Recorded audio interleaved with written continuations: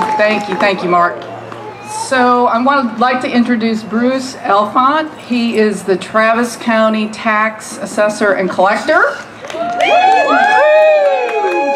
He was constable before that, and I always appreciate what Bruce has to share with us on the 4th of July. He was also a longtime resident of this neighborhood, 20 years, and he comes back every year to visit with us. So Bruce. Hello, Delwood 2. Happy 60th anniversary. Isn't this amazing? 60 years in this neighborhood. Has thrived and is in such good shape after 60 years. You know, 60 years ago, Dwight Eisenhower was president, and Austin had only about 150,000 residents 60 years ago. I was minus 1 year old, and Delwood was the edge of town. Can you believe that? Delwood was kind of the northeast edge of town. And I love my 20 years living here in Delwood, and I really enjoy coming back. I feel like that this is my home neighborhood. 241 years ago, in the face of dictatorial edicts of a faraway government, a ragtag group of colonists launched America's first resistance effort. They wanted a say in decisions that impacted their lives. They began their resistance by throwing tea into the Boston Harbor and ended it by defeating the most powerful military on earth. After their improbable victory, our founding fathers understood that the work of establishing and maintaining a free society would always be a work in progress and would require the active involvement of its citizens. When they drafted the U.S. Constitution, they discussed difficult issues.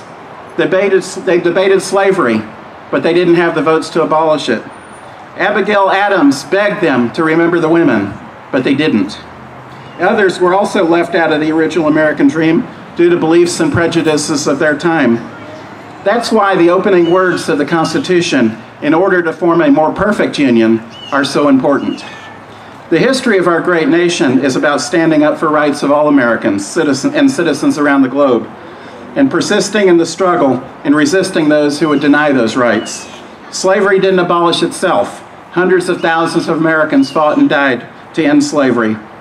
Votes for women didn't come easily or quickly. It came only after a 60-year struggle where supporters were harassed, beaten, thrown in jail, and even killed. Fascism and Nazism were defeated because of America's fierce resolve and extraordinary sacrifice. Just 60 years ago, at the time of Delwood's first 4th of July celebration, voters paid poll taxes, schools were desegregated by law, and zoning laws prevented people of certain races and religions from living in certain areas. Interracial marriage was illegal, and same-sex marriage wasn't even imaginable. In just 60 years, America's resistance and persistence expanded civil liberties and abolished the poll tax, ended a war, forced a corrupt president out of office, and legalized marriage for any two consenting adults. For all that, in just 60 years, our union is more perfect. Having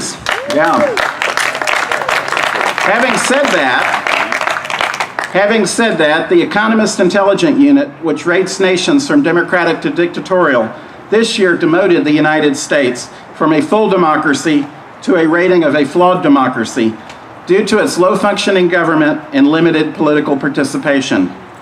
When it comes to voter participation, the United States is 100th in the world in voter turnout, and Texas is 50th in the nation. And I don't think I have to say much about the track record of our Congress or the Texas legislature to address problems that actually exist. Unfortunately, we own that. Martin Luther King said, "The arc of the moral universe is long, but it bends towards justice." That's true, but we know that throughout history, the arc bends faster when more Americans exercise their rights and responsibility to register and vote, actively resisting society's wrongs and persisting in the pursuit of a more just society. On this July 4th, we should recommit ourselves to participating in our great democracy and continue the work of every previous generation to help build that more perfect union our founding fathers made possible because of their original resistance to tyranny. Happy birthday, Delwood 2, and happy birthday, America. Thank you all very much.